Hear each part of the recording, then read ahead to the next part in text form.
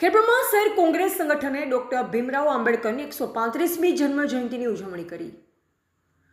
ખેડબ્રહ્મા શહેર કોંગ્રેસ પાર્ટી ખેડબ્રહ્મા તાલુકા અને શહેર સંગઠન દ્વારા ડોક્ટર ભીમરાવ આંબેડકરની 135મી જન્મ જયંતિની ઉજવણી કરવામાં આવી।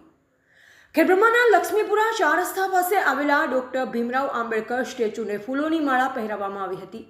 સંગઠનના હોદ્દેદારો અને કાર્યકર્તાઓ તેમને પુષ્પાંજલિ અર્પણ કરી હતી।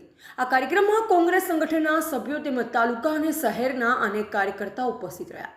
સૌએ ભારત રત્ન ડોક્ટર આંબેડકરને યાદ કરી તેમના યોગદાનને બિરદાવ્યા।